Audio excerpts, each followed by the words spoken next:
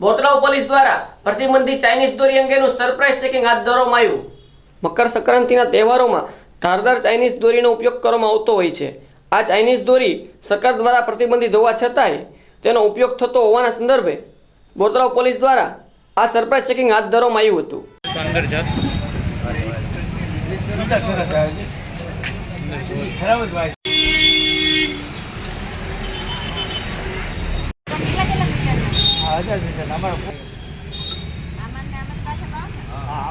hello बीजा गलती न करो हालो काय काम न होय बधा साइड में जाओ